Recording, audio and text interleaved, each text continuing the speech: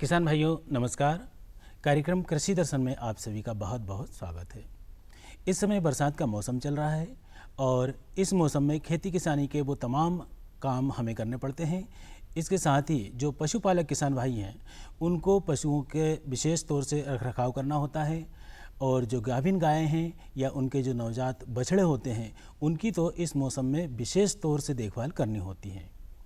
आज हम इसी विषय पर जानकारी दिलवाएंगे, लेकिन फिलहाल समय हो चला है खबरें खेती की और मंडी के भाव का।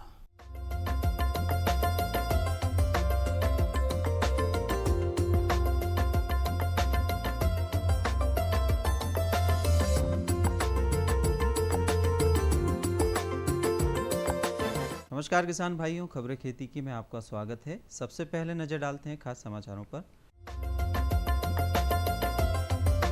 आलू पर लगाया न्यूनतम निर्यात मूल्य, मंडियों की आय में वृद्धि प्रगति का सूचक। मध्य प्रदेश में 83% बुआई, अगेती फूल एवं पत्ता गोभी लगाएं, भरपूर उत्पाद देगी रामतिल। आलू के दाम लगातार बढ़ रहे हैं, ऐसे में केंद्र सरकार ने आलू के निर्यात को कम करने के लिए इस पर न्यूनतम निर्यात मूल्य लगा दिया है। विदेश व्यापार महानिदेशालय ने आलू के निर्यात के लिए $360 प्रति टन के MEP की अधिसूचना जारी कर दी है। MEP लगाने का उद्देश्य घरेलू बाजार में आलू की आपूर्ति बढ़ाना है। इससे पहले केंद्र सरकार ने फरवरी 2015 में आलू के दाम में काफ़ी गिरावट आने के कारण इसके निर्यात पर MEP की बाध्यता हटा दी थी। सरकार द्वारा $360 के आधार पर अब रुपए में आलू का न्यूनतम निर्यात मूल्य करीब 24,242 रुपये प्रति टन हो गया है। गत दिनों कैबिनेट सचिव की अध्यक्षता में हुई उच्च स्तरीय बैठक में आलू के निर्यात पर दोबारा MEP लगाने का फैसला हुआ। मध्य प्रदेश के किसान कल्याण एवं कृषि विकास मंत्री श्री गौरीशंकर बिसेन ने कहा कि मंडियों की आय में वृद्धि होना प्रगति का सूचक है, क्योंकि इसका एक बड़ा हिस्सा प्रदेश के विकास में खर्च होता है। श्री बिसेन ने मध्य प्रदेश राज्य विपणन बोर्ड में मंडी फीस से अधिक आय अर्जित करने वाली मंडियों को सम्मानित कर रहे थे। इस मौके पर बोर्ड के प्रबंध संचालक भी उपस्थित थे। कृषि मंत्री ने कहा कि किसानों की उपज के वाजिब मूल्य पर विपणन के लिए मंडियों को निरंतर सुदृढ़ और अत्याधुनिक बनाया जा रहा है। उन्होंने इस बात की सराहना की कि मंडी की आय में वृद्धि हो रही है। प्रबंध संचालक ने बताया कि पिछले वित्त वर्ष में मंडी जिंसों की आवक में 1.53% की वृद्धि हुई तथा आय में 7.61% की वृद्धि हुई। मध्य प्रदेश में कृषि विभाग से प्राप्त जानकारी के मुताबिक खरीफ की बुआई 131.8 लाख हेक्टेयर लक्ष्य के विरुद्ध अब तक 108.88 लाख हेक्टेयर में कर ली गई है, जो लक्ष्य का 83% है। गत वर्ष इस अवधि में 106.70 लाख हेक्टेयर में बुआई हुई थी। प्रदेश की प्रमुख फसल सोयाबीन की बोनी 52.06 लाख हेक्टेयर में की गई है, जबकि लक्ष्य 55.20 लाख हेक्टेयर रखा गया है। इस प्रकार अब तक राज्य में धान 13.43 लाख हेक्टेयर में, ज्वार 1.49, मक्का 12.03, बाजरा 2.15, तुअर 6.03, उड़द 9.72, मूंग 1.71, मूंगफली 2.13 एवं कपास 5.27 लाख हेक्टेयर में बोई गई है। पत्ता गोभी, फूल गोभी, गाजर, मूली की सब्जियां आज भी बाजार में उपलब्ध है। प्रदेश के किसान भाई भी अगेती खेती में इसकी काश्त करना चाहते हैं तो ये तकनीकी अपना सकते हैं। पत्ता गोभी की किस्म गोल्डन एंकर तथा पूसा मुक्ता, फूल गोभी की पूसा सिंथेटिक पूसा सुभद्रा तथा पूसा हिम ज्योति लगाई जा सकती है। इनकी नर्सरी अगस्त में लगाई जा सकती है। पत्ता तथा फूल गोभी का 250 ग्राम बीज थायरम से उपचारित कर लगाएं। नर्सरी से उपलब्ध पौध 1 हेक्टेयर क्षेत्र के लिए पर्याप्त होगा। नर्सरी अच्छे स्थान पर लगाएं तथा गोबर खाद का उपयोग करें। नर्सरी से अतिरिक्त जल का नितार करते रहें। मुख्य खेत में रोपाई सितंबर में करना चाहिए। रामतिल एक ऐसी फसल है जिसे कम उपजाऊ जमीन पर भी उपजाया जा सकता है। इसके लिए गहरी एवं उथली जुताई कर पाटा चलाकर खेत तैयार करें। गोबर खाद उपलब्ध होने पर 12 से 15 गाड़ी प्रति हेक्टेयर की दर से डालें। दीमक से बचाव के लिए क्लोरोपायरीफास 1.5% चूर्ण 20 से 25 किलो प्रति हेक्टेयर की दर से अंतिम जुताई के समय भूमि में मिलाएं। फसल की बुआई अगस्त के अंतिम सप्ताह तक कर सकते हैं। IGP 76, GA 10, JNS 1, JNS 6 किस्मों की बुआई कतारों में करने पर 5 किलो प्रति हेक्टेयर व छिड़काव पद्धति से 7 किलो प्रति हेक्टेयर बीज उपयोग कर सकते हैं। तो किसान भाइयों, खबरें खेती की में आज इतना ही। आप देखिए मंडी भाव और मुझे दीजिए आज्ञा। नमस्कार।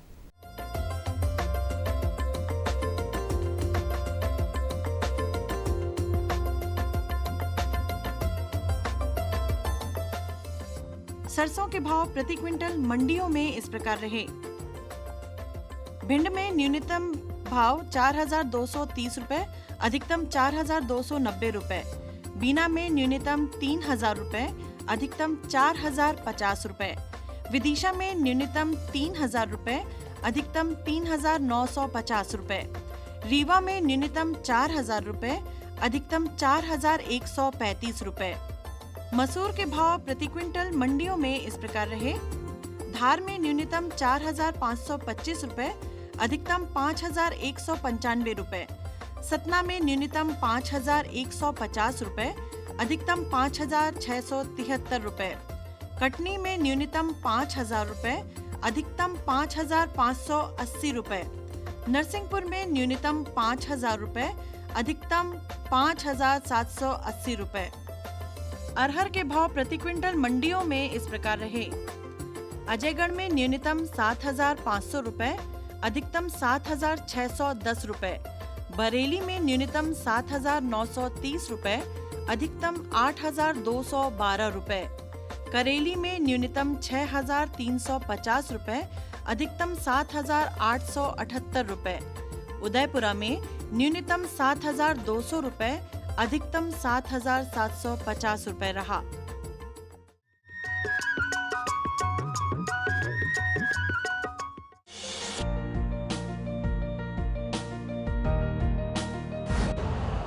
यूरिया का स्वदेशी उत्पादन 70 लाख टन बढ़ाने के लिए 6 उर्वरक संयंत्रों का उद्धार किया जा रहा है।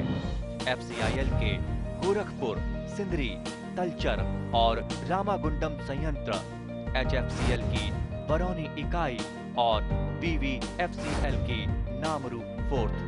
सोने पर सुहागा ये है कि देश में अब बनेगा सिर्फ नीम लेपित यूरिया, क्योंकि इससे होगा किसानों का फायदा ही फायदा। अनाज का उत्पादन 10% तक बढ़ेगा। बढ़ेगी 10 से 15% नाइट्रोजन क्षमता।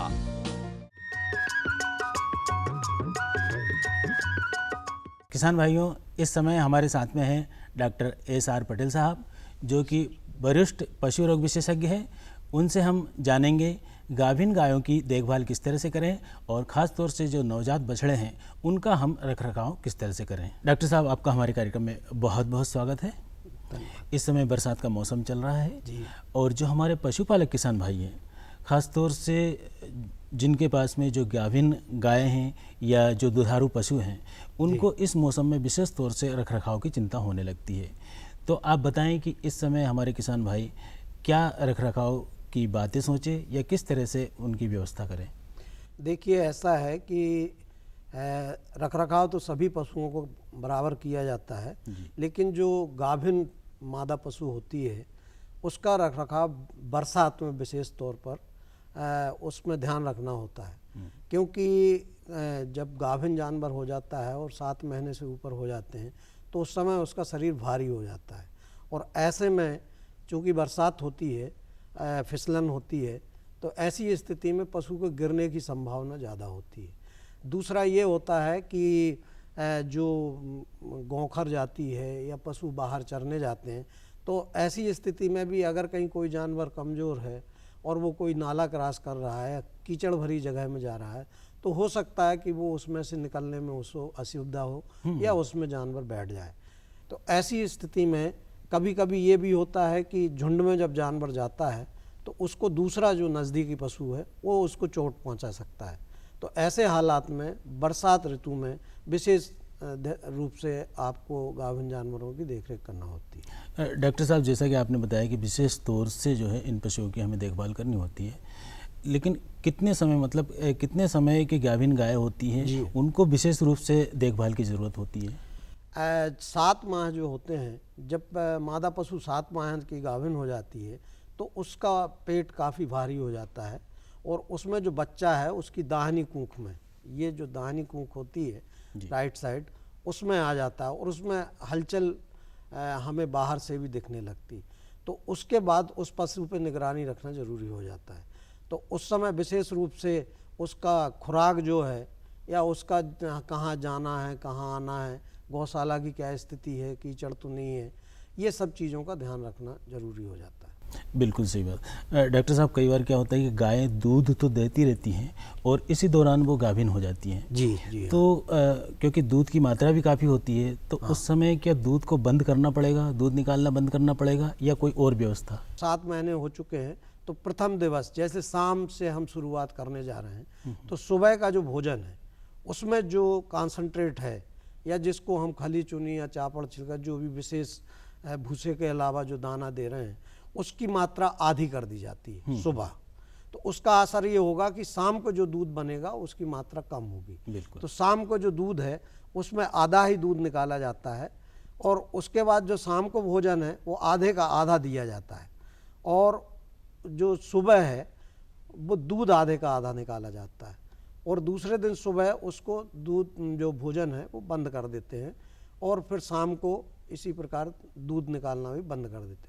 ऐसा देखा जाता है कि अगर कहीं उसमें किसी एन में, किसी एक साइड में, किसी भी तरफ अगर सूजन आने लगती है तो फिर उसका थोड़ा सा दूध निकाल लेते हैं, लेकिन बछड़ा नहीं छोड़ना चाहिए, क्योंकि बछड़ा छोड़ेंगे तो जानवर जो है वो पाना छोड़ देगा, और उसमें फिर पूरे एन जो है उसमें दूध फिर भरा जाएंगे। हाँ, आप बंद कर देंगे तो उसके बाद भी जो भोजन बढ़ाना है जी। वो भी जिस तरह आपने कम किया था, 2-3 दिन आप भोजन बिल्कुल मत दीजिए, जिससे दूध बनेगा नहीं, और फिर आखिरी में जो है 2-3 दिन बाद जब भोजन नहीं देंगे तो दूध बंद हो जाएगा, और उसके बाद फिर धीरे धीरे करके ये देख लीजिए कि एन थोड़ा छोटा हो गया है और उसमें कोई बाढ़ नहीं आ रही, तो फिर धीरे धीरे करके आप उसको खाने को बढ़ाते जाइए, और फिर उसमें जो भी भोजन देना है जो निर्धारित है वो भोजन आप शुरू कर सकते हैं। खास तौर से जो गाभिन पशु होते हैं, गायें होती है, उनको इस दौरान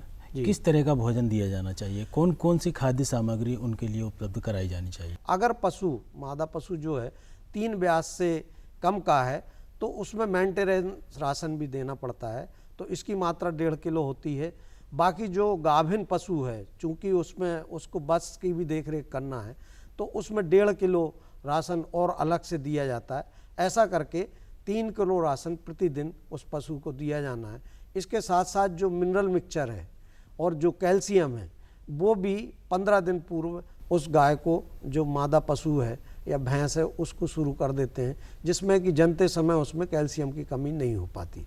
कौन कौन सी ज़रूरी बातें हैं जब गाय ब्याहती है उस समय हमारे पशुपालक किसान भाई रखें, ताकि किसी प्रकार की कोई दिक्कत ना आए? देखिए, इसमें बच्च पैदा होने की जो प्रक्रिया है उसमें उसके पूर्व गाय जो है वो उसमें लेबर पेन होता है, वो बैठती है, उठती है, और इस उठने बैठने की प्रक्रिया में कभी कभी जानवर स्लिप हो जाता है। तो उससे स्लिप होने से बचाने के लिए उसमें जो आपकी गौशाला है उसमें आप बिछावन जो है डाल दें, जैसे कि धान का प्यारा है या चारा है या कुछ नहीं है तो भूसा डाल दें, और उसके बावजूद भी अगर कुछ नहीं मिलता है तो कम से कम जो पुराने टाट के बोरे हैं वो डाल दें। तो उसमें जानवर जब उठेगा, बैठेगा, उसको दर्द हो रहा है तो वो जनने की प्रक्रिया के समय उसमें फिसल कर गिरने की संभावना कम होती। इसके बाद ये है कि जब बच्चा जन्म देने को होता है तो ये देखने का ध्यान रखें कि वो खड़े खड़े तो बच्चा नहीं दे रही है मादा। अगर खड़े खड़े बच्चा दे रही है तो उस समय उसकी सहायता करना ज़रूरी होता है, क्योंकि अगर बैठ के देती है तो बच्चा आराम से बाहर आ जाता है, फर्श नज़दीक होता है, तो बच्चे को किसी भी प्रकार की जो है चोट आना नहीं हो पाता है। लेकिन अगर कहीं वो खड़े खड़े बच्चा दे रही है तो उसमें ये हुआ कि जानवर एकदम से जो है वो काफ़ी ऊंचाई से गिरेगा और उसके शरीर में कहीं भी चोट आने की संभावना होती है। तो ये विशेषकर जो बच्चा जनने के पहले या उस समय दरमियान इन चीज़ों का ध्यान रखना जरूरी होता है। वो कौन सी ज़रूरी बातें हैं डॉक्टर साहब जो हमारे पशुपालक किसान भाई जो छोटे छोटे नवजात बछड़े होते हैं उनके लिए ध्यान में रखें? बच्चा जनने के आधा घंटे से 1 घंटे के दरमियान जो माँ का गाढ़ा दूध है वो पिलाना जरूरी होता है, क्योंकि उसमें जो गाय के अंदर जो पशुओं बीमारियों से लड़ने की जो ताकत होती है वो उस चीके में होती है, और अगर वो मिल जाता है तो ये समझ लीजिए अमृत उसको मिल गया है। इसके बाद जो है इसी तरह का ध्यान माता के लिए दिया जाना है। जब जानवर बच्चा देता है तो उसको आधा बाल्टी यानी 5 से 7 लीटर कुनकुने में पानी है देना जरूरी है, और ये प्रक्रिया आप हर घंटे में हर घंटे के अंदर इसको दोहरा सकते हैं। दूसरा ये होता है कि कभी भी जब भी पशु जनता है तो उसको एकदम से जो बरसाती हरी घास है वो कभी ना दें। सूखा अगर घास आपने रख रखा है तो जो चारा होता है वो चारा दें। इसके अलावा अगर कहीं धान का प्याला आपने रखा हुआ है सुरक्षित करके वो दे दें, और कुछ नहीं है तो आपके पास जो भूसा है वो रख दें और उसमें चुनी और चापड़ डाल दें। अच्छा, ये विशेष ध्यान रखें कि 4 दिन तक जो खली है वो पशु को नहीं दी जाती है, और इसी तरह हरा घास भी नहीं दिया जाता है। और जो भाई हमारे पशुपालक हैं जो सानी बनाते हैं तो वो गीला, अत्यधिक गीला करके भी सानी बना के गाभिन, ये जो बच्चा जनने वाला गाय है या भैंस है उसको ना दें, उससे हानि हो सकती है। तो पटेल साहब, काफ़ी महत्वपूर्ण बातें आपने बताई, और जाहिर है कि इन बातों को यदि हमारे पशुपालक किसान भाई ध्यान में रखेंगे तो काफ़ी कुछ समस्याओं से भी बचा जा सकता है। इसके साथ ही साथ जो है इन बातों से वो भरपूर लाभ भी उठाएंगे। आप यहाँ पर आए, आपका बहुत बहुत धन्यवाद। नमस्कार। किसानों के हित में बड़ा कदम, प्रधानमंत्री कृषि सिंचाई योजना। हर खेत को पानी, प्रति बूंद अधिक उपज। सिंचाई के सही तरीकों और जल संरक्षण की नई तकनीकों के साथ बढ़ेगा जमीन का जल स्तर। जिला स्तर पर होंगी सिंचाई योजनाएं। असिंचित क्षेत्रों तक पानी पहुंचाकर बढ़ेगा उत्पादन। भारत सरकार की विशाल योजना प्रधानमंत्री कृषि सिंचाई योजना। क्या है फसलों का ताजा हाल, कैसे हो इनकी सही देखभाल, बीज और खाद की कैसे हो सही पहचान। जानिए विशेषज्ञों के साथ, देखिए खेत खलिहान, सोमवार से शुक्रवार सुबह 7 बजे। डीडी किसान, बदलते भारत की शान।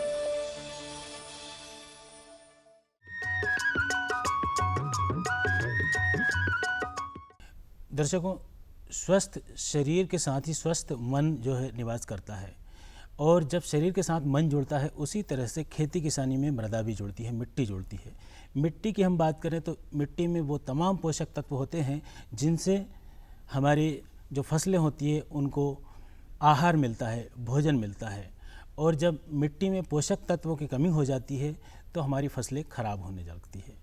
लेकिन ऐसा क्या कुछ किया जाए जिससे कि मिट्टी में पोषक तत्व भी बने रहें और हमारी फसलें भी भरपूर हमें मिलती रहें। हम जानकारी लेते हैं मृदा में पोषक तत्व प्रबंधन के संबंध में, और इस विषय में जानकारी दे रहे हैं A.K. दीक्षित जी। उनसे हम जानते हैं कि मृदा में किस तरह से तत्वों का प्रबंधन किया जाए। पोषक तत्व प्रबंधन अपने आप में बहुत महत्वपूर्ण जो है उत्पादन की दृष्टि से किसानों के लिए अहम भूमिका रखता है। जो देखें तो जिस प्रकार से हमें हमारे जो मानव विकास के लिए जो है विभिन्न प्रकार के पोषक तत्वों की ज़रूरत पड़ती है, उसी प्रकार से पौधों को भी विभिन्न प्रकार के पोषक तत्वों की ज़रूरत पड़ती है। लेकिन हमारे किसान भाई देखें तो केवल नाइट्रोजन और फास्फोरस या पोटास का ही उपयोग करते हैं। कुछ किसान भाई तो केवल सुपर फास्फेट का ही यूज करते हैं, प्रयोग करते हैं। निश्चित रूप से अगर हम संतुलित उर्वरक का उपयोग नहीं करेंगे तो हमारा उत्पादन प्रभावित होगा। जैसे हम ये देखें तो नाइट्रोजन, फास्फोरस, पोटास जैसे हमारे ज़्यादा पोषक तत्वों की आवश्यकता होती है, इसी प्रकार से कैल्शियम, मैग्नीशियम, सल्फर जो द्वितीयक पोषक तत्व कहलाते हैं, इनकी जो है उसमें मुख्य पोषक तत्वों की अपेक्षाकृत कम आवश्यकता पड़ती है। इसी प्रकार से तीसरा ग्रुप जो है सूक्ष्म पोषक तत्व है, जिसमें जस्ता है, लोहा है, तांबा है, कॉपर है और मैग्नीज है, आयरन है। इस प्रकार से जो है 6 सूक्ष्म पोषक तत्व हैं, 3 द्वितीयक पोषक तत्व हैं और 3 मुख्य पोषक तत्व हैं, 3 जो हमारे वातावरण से मिलते हैं। इस प्रकार से एक सामंजस्य हमारे किसान भाइयों को बनाना चाहिए जिससे कि अधिक से अधिक उत्पादन और उत्पादकता प्राप्त कर सकें। लेकिन यह देखने में आया है कि किसान भाई केवल DAP का यूज करते हैं या तो NPK का यूज करते हैं, संतुलित उर्वरक मात्रा का उपयोग नहीं करते हैं। साथ ही साथ दूसरा महत्वपूर्ण पहलू है कि ये देखें तो कब कितनी मात्रा उपयोग करना चाहिए, किस समय उपयोग करना चाहिए, किस विधि से उपयोग करना चाहिए, ये अपने आप में एक महत्वपूर्ण विषय है और ये अपना प्रश्न है। अगर यदि हम इसका समुचित पालन नहीं करेंगे तो निश्चित रूप से जो हमारा जो समुचित दोहन होना चाहिए उर्वरक से, जो हमको फ़ायदा मिलना चाहिए जो हमारे पौधों को, वो हमको नहीं मिल पाता है। इसलिए निश्चित रूप से जो संतुलित उर्वरक है उसका उपयोग करने के लिए हमको मृदा परीक्षण के आधार पे आकलन मात्रा जो आवश्यकता है, जो हमारी खेत की क्या जो है कैपेसिटी है, क्षमता है, साथ ही साथ हम जो फसल ले रहे हैं उसकी कितनी आवश्यकता है, उसके अनुरूप यदि हम सही मात्रा का उपयोग करेंगे और निश्चित रूप से सही समय पे उपयोग करेंगे तो अपने आप में उससे ज़्यादा फायदा होगा। साथ ही साथ तीसरा जो है कि किस विधि से उपयोग करें। ये देखने में आया है कि कुछ किसान भाई जो है खड़ी फसल में, जैसे सोयाबीन की हम बात करें तो सोयाबीन में जो है कुछ खड़ी फसल में उपयोग करते हैं, जबकि बेसिक जो हमारा जो बेसिक है, जब हम उसको बुआई करते हैं उस समय अगर यदि उपयोग करेंगे और समुचित मात्रा में उपयोग करेंगे और जो हमारी सीड कम फर्टिलाइजर ड्रिल के माध्यम से उपयोग करेंगे तो निश्चित रूप से उसका जो है इफिशियंसी, उपयोग क्षमता वो भरपूर प्राप्त करने में सफल होंगे। इसी प्रकार से दूसरी चीज़ है कि केवल हम अकार्बनिक पोषक तत्वों से ही हम अपने पोषक तत्वों की जो अपने पौधों का भोजन सही नहीं कर सकते हैं। उसके लिए हमको देसी खादों का भी अपने खेतों में समुचित मात्रा में उपयोग करना होगा। साथ ही साथ जो है जैविक खादों का भी उपयोग करना चाहिए, क्योंकि जब तक ले तीनों का समन्वय नहीं बनेगा तब तक ले हमारी मृदा की उर्वरता सही नहीं होगी। इस प्रकार से यदि हम समुचित मात्रा में, सही मात्रा में और अपने सोयाबीन की फसल में या मक्का की फसल में या मूंग उड़द की फसल में सही समय पे करेंगे तो निश्चित रूप से उसका जो है हमारे किसान भाइयों को ज़्यादा से ज़्यादा फायदा होगा। उसकी हमारे पौधों की वृद्धि और बढ़वार अच्छी होगी, जड़ों का विकास अच्छा होगा और उसमें फल फूल जो है अच्छा आएंगे और उनको भरपूर उत्पादन प्राप्त करने में सफल होंगे। इस प्रकार से यदि समन्वित उर्वरक प्रबंधन हमारे किसान भाई करते हैं और सही समय पे उपयोग करते हैं तो निश्चित रूप से उनको जो है आर्थिक आमदनी प्राप्त होगी और उनको सुदृढ़ीकरण प्राप्त करने में सफलता प्राप्त होगी। इस प्रकार यदि हम मृदा परीक्षण की बात करते हैं तो मृदा परीक्षण निश्चित रूप से उसमें एक महत्वपूर्ण पहलू है कि हम जो अपनी मिट्टी का नमूना लेते हैं सही समय पे लेना चाहिए, सही विधि पे लेना चाहिए। ये आजकल जो मृदा स्वास्थ्य की बात हो रही है उसके लिए जो है हमें मिट्टी का परीक्षण कराना नितांत जरूरी है, जिसके आधार पे हमको संतुलित मात्रा का ज्ञात होगा और उसको सही समय पे उपयोग करके हम भरपूर उत्पादन प्राप्त करने में हमारे किसान भाई सफल हो सकते हैं।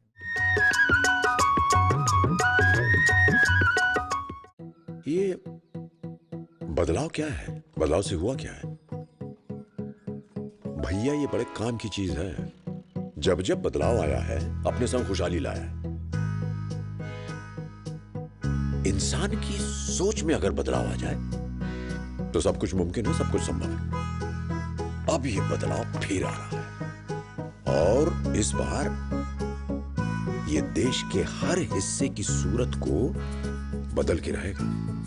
हर सूरत की मुस्कान में वो आपको दिखाई देगा, क्योंकि जब जब बदलाव आया है वो अपने साथ खुशहाली लाया है। तो चलिए एक नई शुरुआत करते हैं, कुछ बदलाव करते हैं। दूरदर्शन किसान, एक नया चैनल जहां बातें होंगी बदलाव की और आपके कल की बेहतर शुरुआत की। छेड़ो बातें बदलाव की। कैसे पाएं अच्छी पैदावार?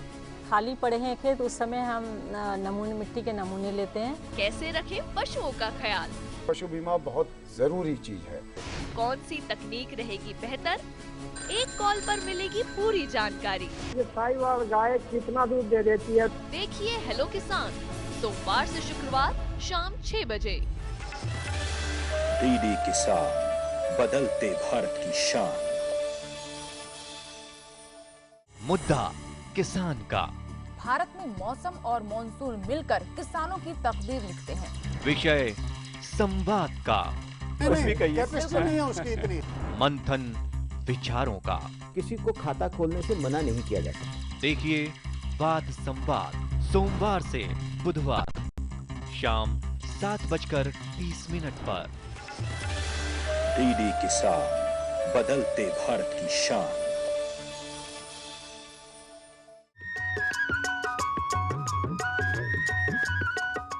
दर्शकों, हमने कृषि दर्शन कार्यक्रम में कुछ समसामयिक परिवर्तन शुरू किए हैं। ये परिवर्तन आपको कैसे लग रहे हैं और इनमें क्या कुछ और गुंजाइश की संभावना आपको दिखाई देती है? आप हमें पत्र लिख सकते हैं। हमारा पता है अगले कार्यक्रम में हम पुनः मिलेंगे। तब तक के लिए नमस्कार।